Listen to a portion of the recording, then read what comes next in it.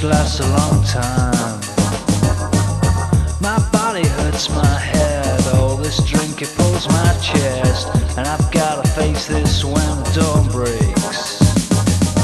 I love money and love, money and love, money and love.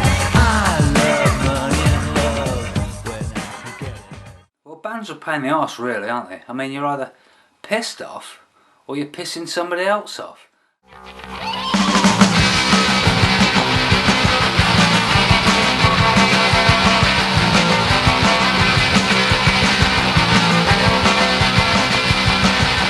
One is making easy for to touch the floor. One is making easy for to touch the floor. Working out the reasons for to having no more. The people wanna dance and they say you know. We love you. One is making easy for to touch the door. Making up your own rules cause you're having no more. Finding out your own rules with the nigger dogs. Wondering what the hell it all means on the fire, you know. They hate you.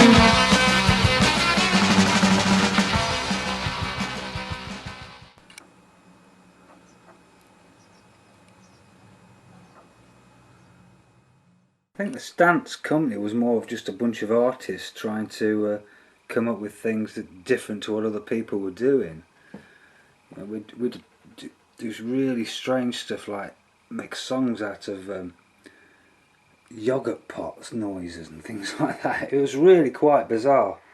And it's Mary, she's in drag.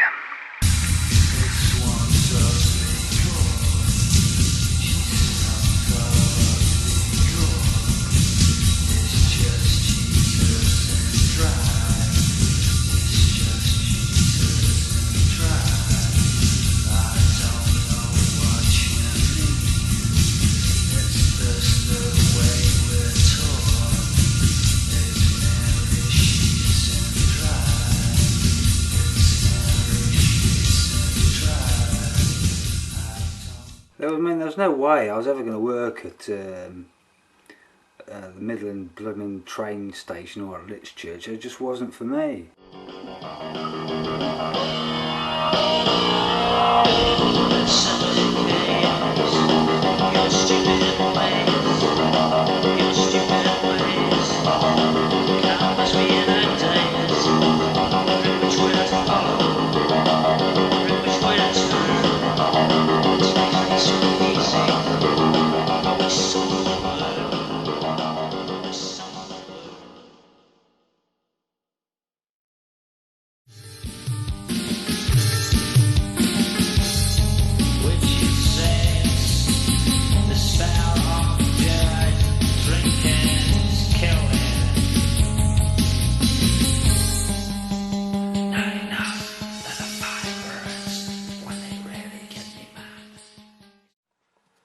I remember when John started to work with Matt, Matt had been made redundant from his job, and John had a very sort of casual relationship with paid work anyway. And I was working in Derby at the time, so I wasn't involved in, I was kind of doing things in the evening, but John and Matt were doing things during the day. And my job finished suddenly one day. I just got laid off, and I went home and I got changed and I went round to Matt's, and John was round there, and we were working on something called Go Forward, and they were shooting a video for it, and Matt played me the backing track that John had recorded, and it was the first time I'd really heard John's work, and I was astonished by it because it had something, and it wasn't conventional music, because John, by his own admission, you ask him, he'll tell you he's not a musician, and it just sat down and experimented. Did he come up with a really catchy sound? Go forwards, get on course. Go forwards, get on course. Go forwards, get on course. Go forwards, get on course. Here comes the factor, here comes the fact. Here comes the factor, here comes the fact. I used to say hello to people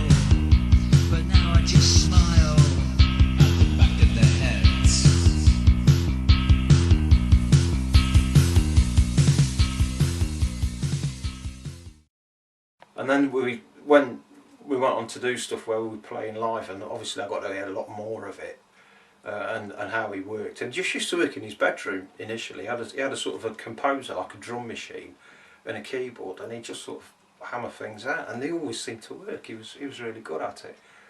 But I remember he did, when I Am 5 came out, hearing the track Home Security, and I said to John, what's it about? And he said it was about someone he knew, and his neighbour was obsessed with home security, and he'd have sort of walls around his property with all the broken glass set into it and that kind of thing, and barbed wire and all these ridiculously over the top things. But the problem was, of course, the house that he lived in, he only owned one of the boundaries. So on the boundary he owned, he got all this barbed wire, and he got barbed wire at the bottom. But on the other side, there was only a low wall because it wasn't his boundary.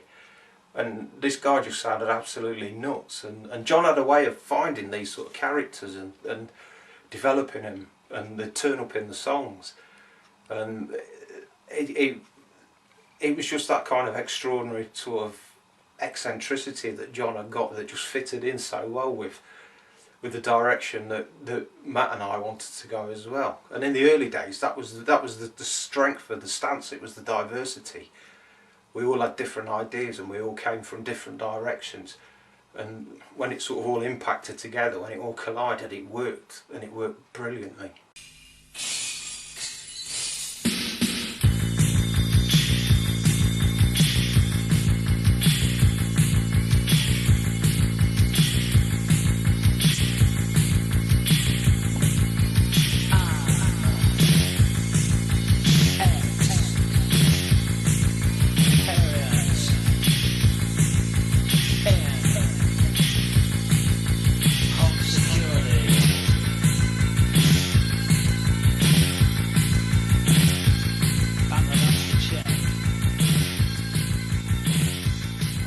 There was one gig quite early on that I didn't do.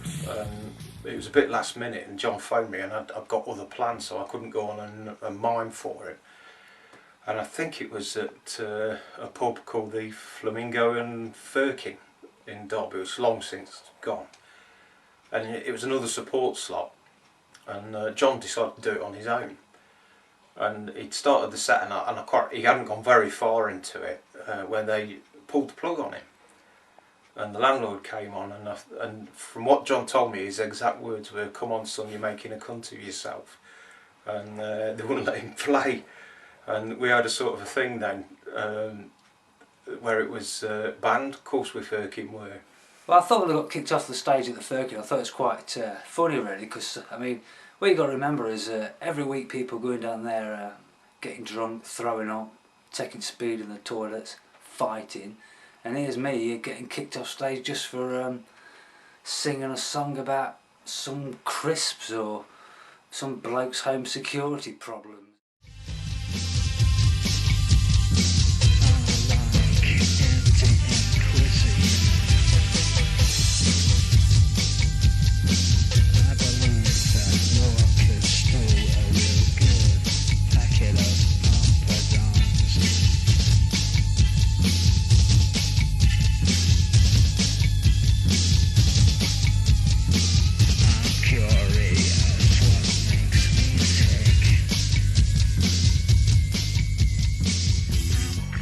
I mean, live we used to do some really stupid things.